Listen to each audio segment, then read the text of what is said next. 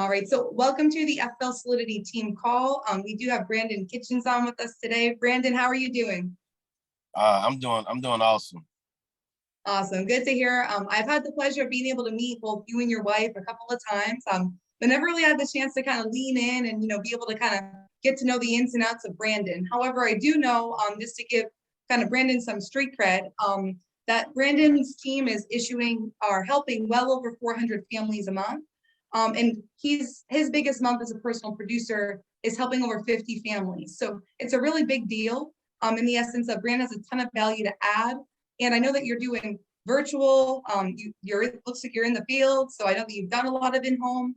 And just to kind of intro yourself, with that being said, Brandon, tell us a little bit about yourself, your background, what you were doing before FFL and kind of what got you here. Thank you for that introduction. And the opportunity to be here today as well. For me, my background was mortgage.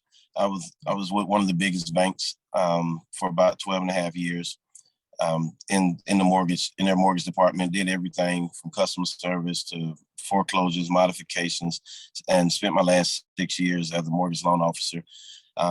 And so I, didn't have any insurance experience, prior to coming to FFL. And just, saw the opportunity. Also have, a pretty large family. My wife, 6 kids, 5 girls. We've just been, working hard, all of our life, for companies. And, we just saw this opportunity as, an opportunity to bet on ourselves and do something.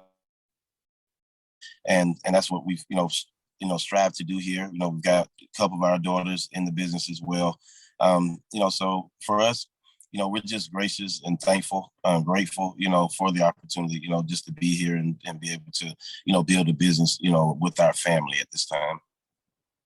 Yeah, and it's amazing. I mean, it's crazy to hear you say, you have your wife, your 6 kids, and you're able to live that lifestyle. And you're able to live that lifestyle in a manner of financial freedom, right? Like, so you and Teresa bet on yourselves, and you said we've been working hard our whole lives, right? Like, we're not scared of hard work. No. So why not, work hard for something we can build for ourselves and for our family, right? So that's amazing. So really kind of seeing the opportunities, what kind of brought you in, and no prior insurance experience, but kind of going to when Thank you. Absolutely. I mean, very well to be applauded. I mean, I don't know how you could handle, 5 children and a wife. I applaud you for it, Paul as well, but you guys are amazing. I'm like, I don't know if I could handle 1 child, so we love it. And, you write at such a high volume, and I feel like every podcast or every training I've seen with you, Brandon, it's like you always care about the client, which of course is so important, right? Like, you got to put the client first or nothing's going to work in your favor, right? Yeah. And writing at such a high volume and then going, are you for the most part virtual, or what is that looking like? Yes. It's at one point when I started the virtual last year, it was more for me, it was out of necessity. I tried the virtual thing about 2 years ago when COVID first started. I tried to do some Zoom calls, and I struck out, like major league strikeout. And I tell people all the time, like, if you'd have asked me like 8-9 months ago, I would have been the guy that would have said it don't work. But that's because I had made myself believe it didn't work, from that one strikeout. But I had to do it out of necessity this time. Needed to be out of the field for a couple of weeks. And, anybody that has campaigns going on, mailers, they don't stop, whether you're working or not. So I had to figure something out, to make it work. And I was able to, kind of bang my head, a little bit and really figure it out. But me doing that, I went full virtual for the last 3 months of last year. And it was because of me doing that I believe that I hit Hall of Fame, because I was actually behind the 8 ball a little bit prior to switching to virtual. And I ended up issuing 40% of my business in the last 3 months, all virtual. However, I have kind of gone back to more of a hybrid style now, just because I got bored. I mean, after after about convention time, I was like 5 months in of just on the phone 14 hours a day at my desk, not moving. It started getting a little boring, and the disconnect was there because I am a people's person first. I'm an only child, so I've always had to make friends, and so I'm a people's person. And so I was losing that disconnect, and so I kind of went back to the virtual just so I could still have that connection with clients, face to face. So now it's about 50-50. Okay, I love that. And I love how you said in the beginning, you would have told people it didn't work. And I love that because it's almost like same thing when you come in, if you're going in homes or if you're not, when you come in, it's supposed to be hard, right? It's different. Yep. Like, I know for me, virtual is challenging, right? Like my whole team knows that. However, I'm still willing to do it. But at the same time, you were able to say, okay, this was hard because it was new, not because it doesn't work, right? So I love that. And then kind of piggybacking off of that, when you went completely virtual and you were able to hit Hall of Fame in the last 3 months, 40% of your business, that's crazy. That's amazing. What advice would you give to other agents out there who are maybe thinking about transitioning? And what should they take into consideration before making a full transition from in-home to telesales, if they are already an established agent? Just do it with the right mindset. I've been finding is a lot of people I've seen either making the adjustment or the transition because they want something easier or they think it's easier. Not easier. Yes, you don't have to, drive, 200 miles a day. You don't have to, ride 45 minutes to get no showed and all of that stuff. Yes, all of that may be easier, but the whole concept behind it is not easier. It's actually going to be harder, than what you're doing in the field, first and foremost, because now everyone doesn't have a phone personality. And a lot of times that's the only thing you got going on over the phone is you got to be able to let your personality, your true personality and your genuine self, you have to be able to allow that to shine through that call. So and if you don't have that type of personality on the phone where you can, allow your personality to shine through, be able to explain things to people in a manner and such where they can understand it and actually make a decision behind you just explaining something to them versus being in the home and being able to show them things and stuff like that. It's not going to work. So it's going to take work. It's going to take a lot of work, to get to where you want to be with it. Not everybody can just do it right, by flipping a switch. I do believe that what gave me a leg up with it was the fact that I was on the phone for almost 15 years with, handling big time deals and things and having to explain interest rates and all type and products to people over the phone that I was able to do that. I'm able to do that very good over the phone. The same way I am in the home. So it's almost one and the same for me, but that doesn't mean that it's going to be that for you. Right. And so you must have the right mindset behind it, knowing that it's going to be tough. It's going to be hard. But it is worth it. If you hit it out of the park, you get it right. The reward that you're going to get from it in terms of being able to see more clients over the phone than you could ever see in person. Also, being able to lower your investment, right, and raise your ROI. Because now if you're removing the gas, you're removing the, the wear and tear on your vehicle and things like that, then of course that could allow your ROI to go up. So the biggest thing for me was just going into it with the right mind state.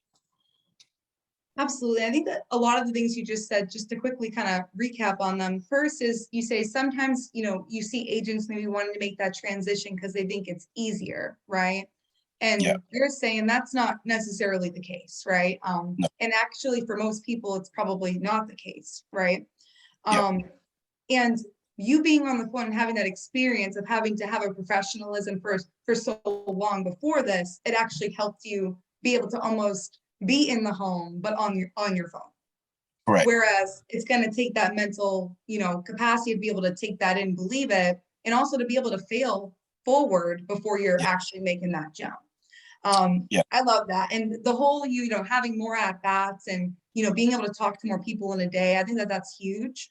However, what would you tell an agent, Brandon, that's maybe brand new to the life insurance industry coming in? They're like, I think I want to just do telesales. Run at least 50 appointments in the field first. That's what I tell all my agents. Now if you decide that hey, I don't want to run in the field, I just want to do the phone, then hey, let's do it. It's your business, right? But if you're asking me, let's run at least 50 appointments in the field first. And that's only because I only want you to be successful out of the gates, because I understand, I know how important it is that you make money right away with this, that you actually make money that can help provide for your family, that can also help protect your mental at this time, because this thing is so much mental in terms of getting results.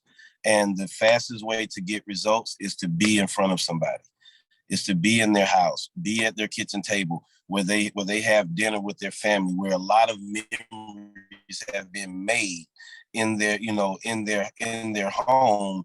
And now you're talking about this very important thing. And even though you don't know everything at this time, and you probably don't know anything at this time, they're still going to allow you to help. Because you try that over the phone, you for one moment over the phone, if you act like you don't know, they're going to lose all confidence in you and what you're saying. The in the home is so much more favorable to a new agent than over the phone. And so I strongly encourage you to run 50 appointments in the home first. Learn the processes, learn how to overcome objections, learn your applications, because that's going to be the biggest thing. You get on the phone and you haven't even been in AmAm's app yet, and now you got to write. So your upline say, "Oh, that's got to be AmAm because America ain't gonna take it, CVS ain't gonna take it," And then you never even logged in there before, and now you're on the phone trying to talk your way through your first time. No, that they're gonna click. You know what I'm saying? They're gonna hang up on you. So you really got to get to the phone. I mean, have some people come here and just went straight to the phone. Yes, but I guarantee you, they went. If you ask them their story, they went through a lot, and they had the mental fortitude to fight through it. But are you gonna have that, right? And everybody's not. Absolutely. It's almost like, is this truly for you? And when you're expressing that to a new agent, like you said, it's because you know that you want to see them win, but that in order for them to win at a high level, you got to just first get in front of them. You got to be at that table, because you got to feel it to be able to feel it over the phone. Yeah. And kind of going back to the telesales or the virtual side, when you're kind of setting the stage, I know like I set the stage in the home, to make sure that I'm setting it up to almost avoid objections, right? Being proactive versus reactive. What does that sound like for you on the phone to make sure that they understand what that process is going to look like that day? Great question. And Stephen, he always told us, don't kidnap your client. That's what he always said. Don't kidnap your client. And he means like, don't take them down a path in which they don't know where they're going.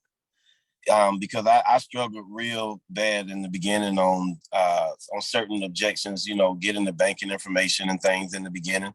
Like that was one of my biggest struggles in the beginning. And it all came because at that time I was kidnapping my clients. I was just going through it, acting like they know what's going on, and then ask for the banking information. They're like, "Oh no, I ain't giving you no banking information." I'm like, "Oh, I've been there for 45 minutes." Like, oh man, and so you go through enough of those, it really make you, make some changes. So for me over the phone, it's just like I am in the house. I address the elephant in the room right away. Like if there's going to be objections, I need to know within the first 5 to 10 minutes. So that way I can make my decision if I'm just either in the home, if I'm just going to pack my stuff and walk out the door, or on the phone, if I'm just going to say, "Have a nice day," click, hang up on you, because I'm only looking to work with people that are serious about protecting their family at this time. especially on the phone. I'll spend an hour or so with the right person. But if you're not the right person, get off my phone, quick. So the thing is, so for me, it's like, hey, if we role play that, we've already got through, you've already agreed to do it over the phone at this time. I say, hey, Marissa, that's fine. We can definitely take care of this over the phone today. But just so that I'm fully transparent with you and 100% honest, as I am with all my clients. All right.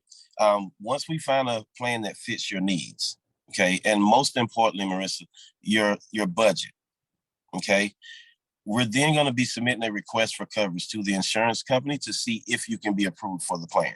Okay, that will require us to provide the insurance company some very sensitive information at that time. Things like your driver's license number, your social security number, and your bank account information. Is that going to be a problem for you? No. And I get that probably 89% of the time, no, and it's because I'm not making it weird. I'm just acting like this is the process. This is how it goes. Just like I did at the bank, so that's basically it. I love that. And I think it's like, you make it so simple. You're like, I just state this sentence essentially, or these couple of sentences in the beginning. Because I use the same thing. If you put your client on a bus, you don't tell them where you're going, that's kidnapping, right? So you're doing the same thing, like, that you're doing basically in home, but you're making sure that they know on the front end, first of all, that they're not going to give you, they got to think about it, sleep on it, pray about it. They, you know what I mean? Like they can't afford it, whatever. Like they understand the expectation, but also they understand that process. And I think that the way you put it, it's so nonchalant. It's like, it's almost like you're doing your car insurance. Like, you know what I mean? Like, so it's almost like, yeah, let's do it.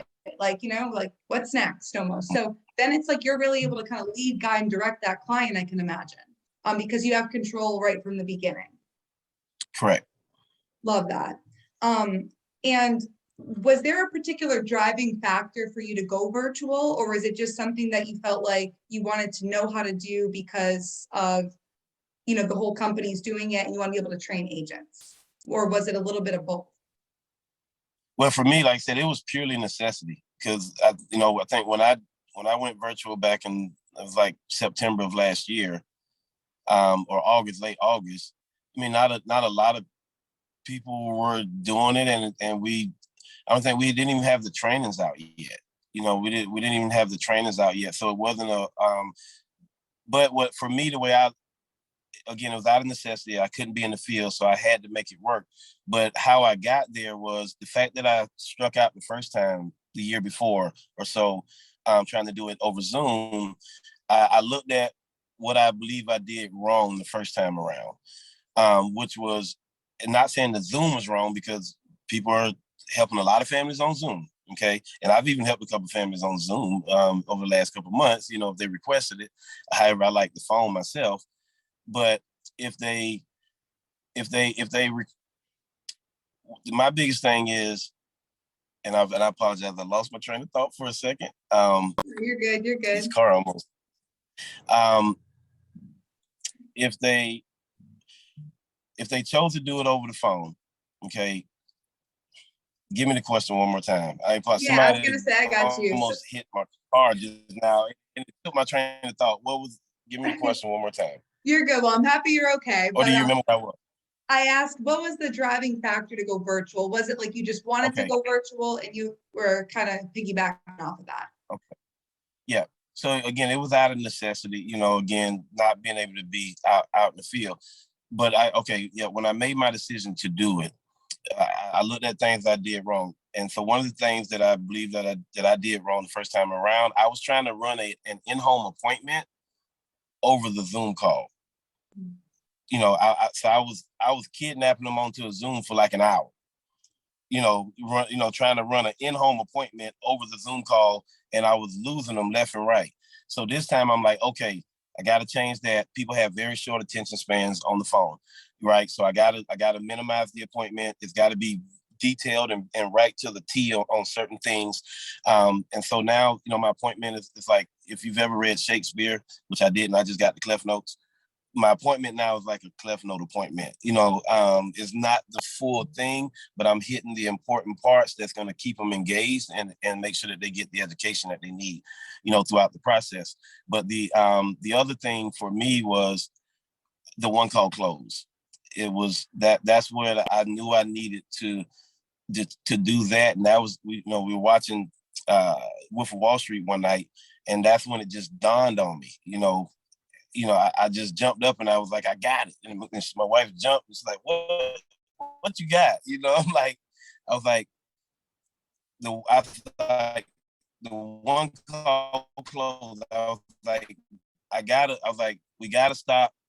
I gotta stop calling. I got a movie. They never booked appointments.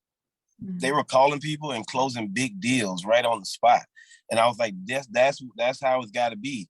Because if we book an appointment, we give them 24 to 48 hours to think about it, to blow us off and all that stuff. We got to strike while the iron is hot, and if they answer the phone, 9 times out of 10, they got time, because nobody answers the phone if they don't have time, really, right? And so that's where everything spawned for me. It was like, get them on the phone, let them know what's going on while we're calling, and then let's let them know how this process is, and give them a choice. I didn't want to, be the one barreling down like it's got to be done over the phone. This is either this way or the highway, because I did that, prior when it was just had to be in the home. And I think that I missed a lot of deals because people used to ask me, can we do it over the phone? And then I would be like, no, I got to come out there and make sure you're not as big as an elephant to chain to a hospital bed. Right. So I was like, I want to get away from that. I'm trying to get Sean always talks about the psychology of the sale. I'm trying to get into the psychology behind it. So I'm like, if I'm gonna do it over the phone, I want them to choose to do it over the phone, right? Because if they choose to do it over the phone, they're gonna be more inclined to stick in the process out, right? Because they chose to do it, So for me, when I call you, and I'll let you know, hey, due to the current environment, we're servicing clients 2 ways at this time. I can either come out to the property and we can do it face-to-face, or we can do it over a phone call. Which option works best for you, right? And I set it up purposely that way. I talk about the current environment, which I used to set a pandemic and COVID, but as we move away from that current environment, you know what the current environment is, right? And me getting in your face, or we doing it over the phone? And now they choose the phone, and they choose it. And so now, and again, it was just all about the psychology. How can I really build it around the psychology around it, and to really stack the deck in my favor to be able to help the family? I love that, because you started with the self-analysis. It seems like everything that you're talking about, and I think it goes for all of us, whether we recognize it or not, is you self-analyzed, right? You were like, this is how I have to do it. It resonated when you were watching Wolf of Wall Street, the irony, the hey, it doesn't matter when it hits, right? And you're like, okay, I can't be doing this, like you said, this hour-long Zoom, and they get declined, and then, you know what I mean? We're on for 3 hours, let's do it now, let's go all in, or let's be out, right? And then you're saying also you chose to do it over the phone, so by default, that person psychologically is going to take accountability of that. Right. I said I wanted to do it on the phone. When Brandon said, I'll come out, or we could do it on the phone, I said phone. So here we are, right? Yeah. So that makes perfect sense.